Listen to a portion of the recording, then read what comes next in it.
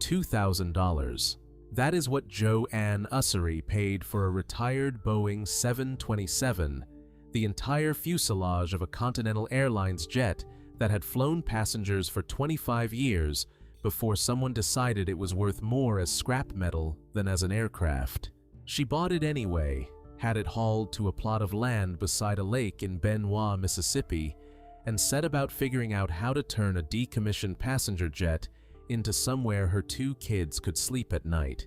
She is not the only person who looked at a housing market that had shut its door on them and decided the answer was to build something the system had no category for. Some of these people are still living in what they built. Some are being sued to tear it down, fined amounts that would have bought the house a dozen times over, or told by their own governments that the roof over their heads simply should not exist where it stands. What separates the ones who keep their homes from the ones who lose them is not always effort, and it is not always legality. Sometimes it comes down to which government happens to be watching, and how much it decides that watching is worth. None of what follows is really about airplanes, or caravans, or log cabins. In January 2024, the United States government's own count found 771,480 people without a permanent home on a single night, an 18% jump from the year before, and the largest one-year increase ever recorded in that survey's history. In Australia, the most recent census put the number at roughly 122,000, and for someone earning minimum wage, fewer than 1 in 100 rental listings nationwide is now classified as affordable. Canada doesn't run a single national count the same way, but its territorial and provincial governments have spent the last several years fielding a steady rise in people building or living on land they don't legally hold. Informal shelters. The law was never written to accommodate. Global demand for alternatives to conventional housing has followed the same line upward. The tiny home industry alone was valued at $21.9 billion in 2024, more than double what it was worth a decade earlier, and mobile, wheel-based structures now account for roughly 60% of every tiny home sold. That last detail matters more than it sounds like it should. A structure on wheels occupies a strange legal gap in almost every Western country, sometimes treated as a vehicle, sometimes as a dwelling, rarely defined clearly enough that an ordinary person could read the relevant code and know for certain which side of the line they're standing on. Somewhere between a housing market that has stopped functioning for a growing share of people and a body of law written decades before anyone anticipated it, individuals have started building their own way out. Not all of them are allowed to keep what they build. Joanne's story starts in 1993 when a storm destroyed her home in Benoit. Her husband had died not long before that. She was left with 2 children, very little money, and a budget of about $5,000 for whatever came next, which turned out to be enough only for a camper too small to raise a family in, the kind of trailer that solves the paperwork of housing without solving the actual problem of it. She kept looking. Her brother-in-law, Bob, worked as an air traffic controller at the nearby airport, and he mentioned, almost as a joke, that a Boeing 727 had just been flown in to be parted out for scrap. It was Continental Airlines' first 727-224, tail number N88701, in continuous service since 1968, before it was retired in early 1994. Joanne drove out to look at it. Everyone around her assumed she was looking at it the way you look at a curiosity, something to laugh about, and then walk away from. She did not walk away from it. She paid $2,000 for the fuselage, its price as scrap weight, and another $4,000 to have it moved to her land by the lake. Over the following 6 months, she spent roughly $24,000 more, doing almost all of the labor herself, a former beautician with no construction background, pouring 18 inches of concrete to anchor the tail so the nose could be left hanging out over the water, giving every window in the cockpit the illusion of a plane still mid-flight. $30,000, start to finish, on land she already owned. She kept the air stair as a front door, rewired to open on a garage door mechanism. She kept one of the original lavatories and the overhead luggage bins for storage. She turned the cockpit into a bathroom, with a tub tucked directly beneath the windshield, and the original flight instruments still bolted to the wall around it. The jacuzzi installed within arm's reach. A jet fuselage is not, on paper, a house. It has no residential plumbing, no insulation rated for a Mississippi summer, no wiring built to run a stove, a washing machine, or central air, and a curved aluminum shell that fights every basic rule of interior design. No local building code had a checkbox for it. People who heard what Joanne was attempting did not expect it to work. She did not quit.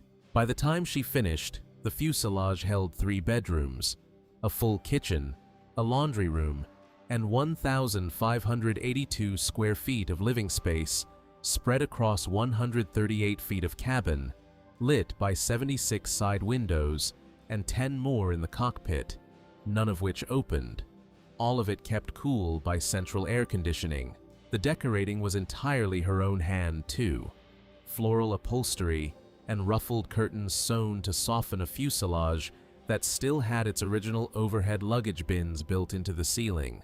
She named the finished house Little Trump, after Donald Trump's own considerably larger private 727, and the reporters who eventually came to see it started calling her the gutsy little grandma who had outbuilt an aircraft manufacturer with a beautician's toolkit.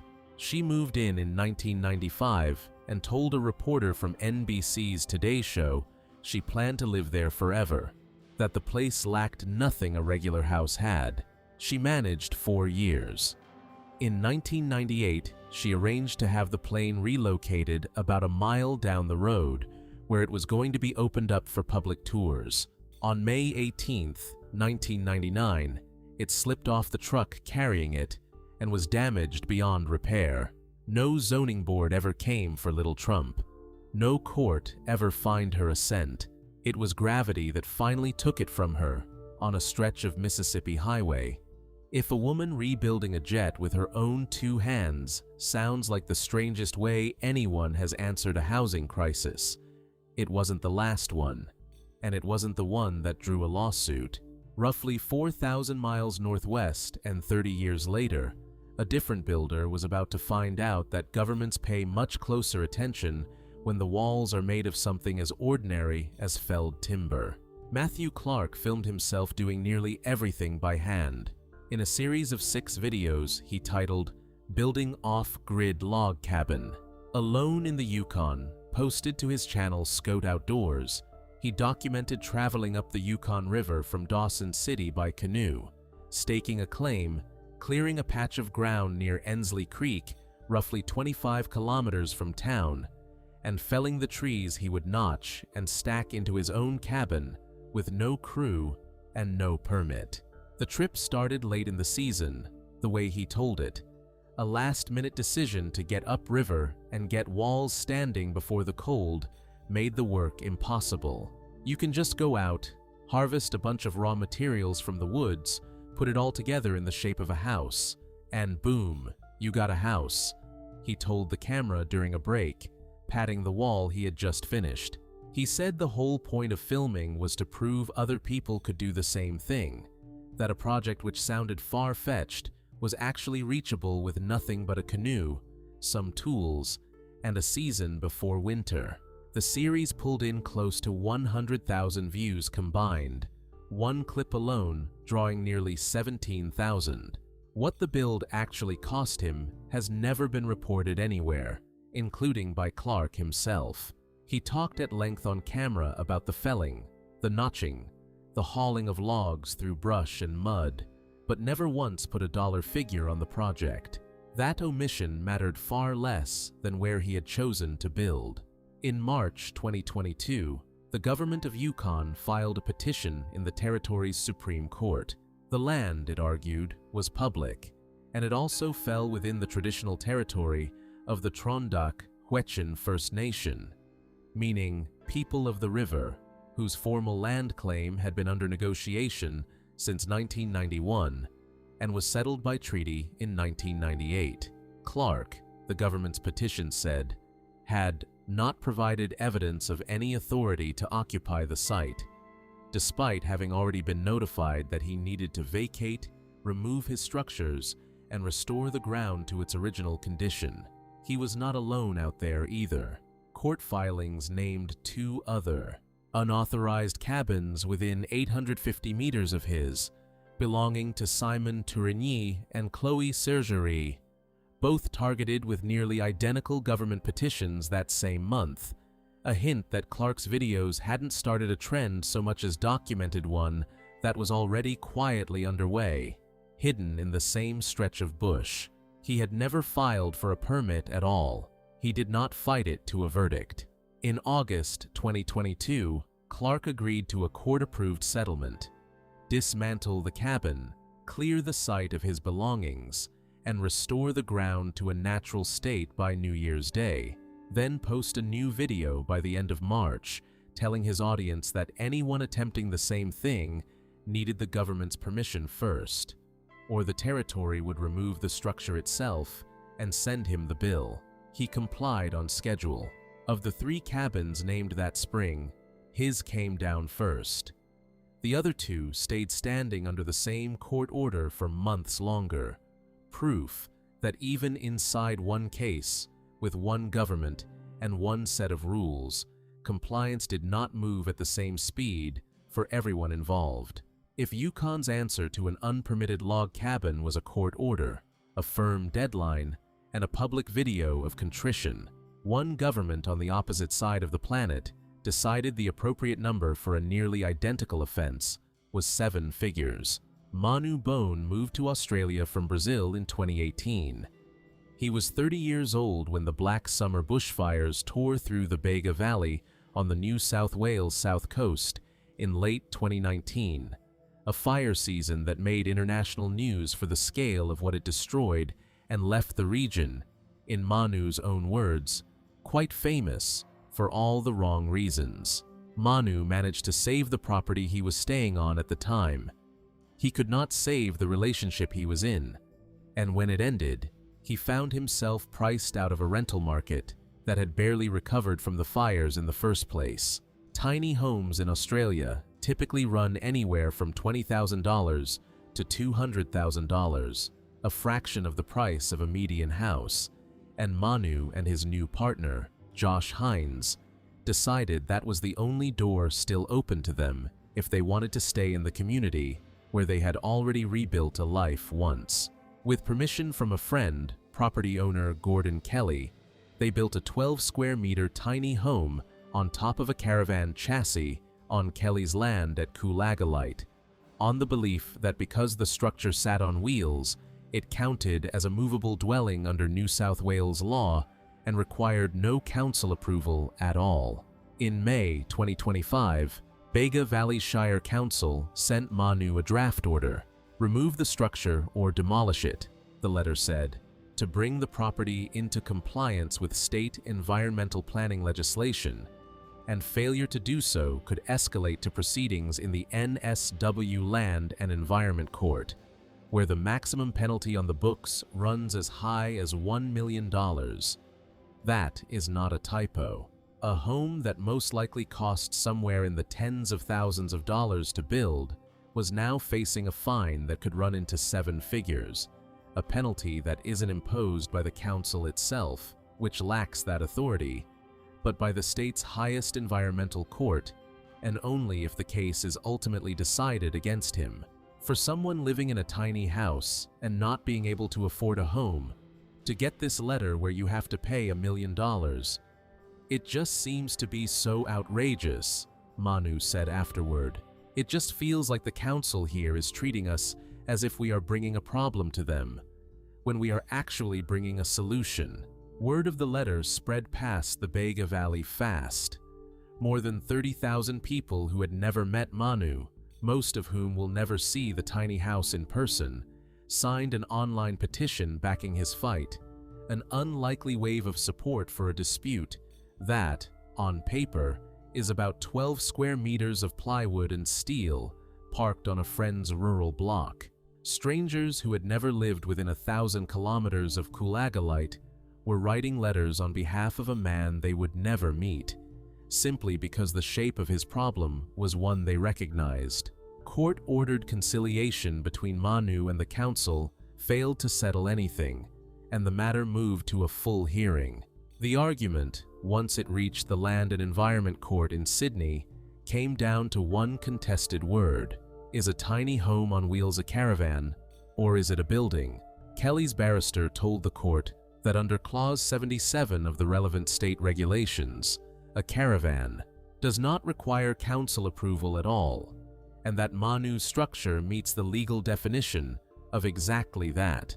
The council's barrister pushed back hard, warning the court about the precedent a ruling in Manu's favor would set for every other unapproved dwelling in the Shire, and raised a list of environmental objections.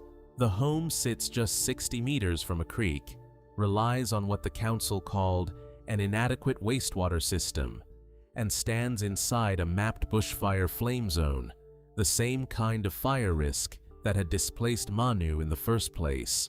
Under cross-examination, the council's own wastewater expert, after visibly trying to avoid answering directly, ultimately agreed with the opposing side's expert witness that disconnecting all the plumbing and towing the entire home off the property would take somewhere between 1 and 2 hours. It was a small moment in a long hearing, but it worked against the council's own case. A structure you can unplug and drive away within 2 hours does not sound, to most people, like a permanent building. Emeritus Professor Paul Burton of Griffith University has spent 8 years studying tiny house policy across Australia, and he argues that councils are now applying rules that predate the crisis those same rules are being used against. Often those policies were devised 10, 20, 30 years ago, when the housing situation was nowhere near as bad as it is now, he said. Social housing wait lists in parts of the country now run as long as 5 years. People are sleeping in vehicles and tents, not because they're on holiday, but because that's the only opportunity available to them, Burton said. It is not a lifestyle choice. There is no alternative. He put the question back on the council rather than the couple. If someone is living in a tiny home on a large rural block, harming no one, what exactly is the harm being prevented?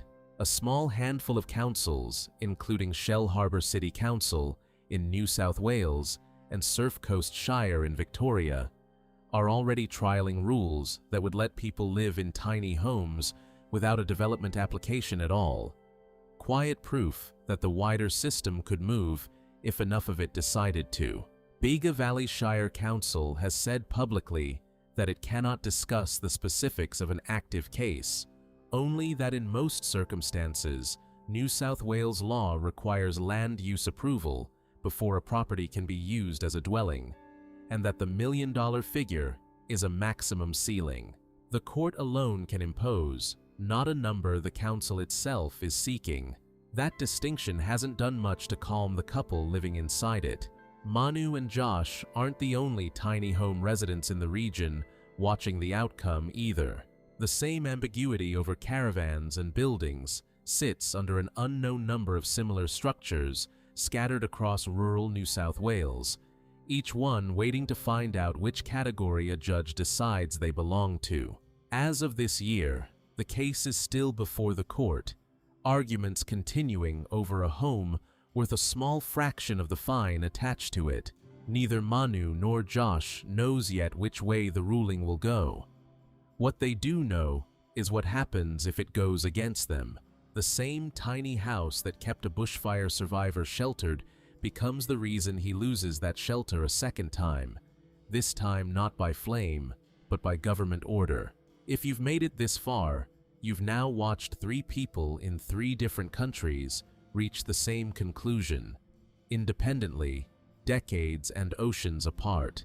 When the normal path to a home closes, some people simply build the door themselves, out of an airplane, out of felled timber, out of whatever a caravan yard had sitting on the lot. If that kind of resourcefulness is the sort of thing you want more of in your feed, subscribing costs nothing, and it means the next one of these finds you automatically instead of by chance. Joanne Ussery lost her plane to a highway accident, not to a government. Matthew Clark lost his cabin to a court order he chose not to fight to the end. Manu Bone is still waiting to find out whether he loses his home to a fine larger than the house has ever been worth in its life. 3 different countries, 3 different structures, 3 very different outcomes, and 1 identical starting point. A person who could not afford what the market was selling, who built something else instead, and who then had to find out whether the law would let them keep it. $2,000 bought Joanne an entire jet in 1993. It would not make a dent in the fine currently hanging over a 12-square-metre tiny house on wheels in 2026. The math has changed since then.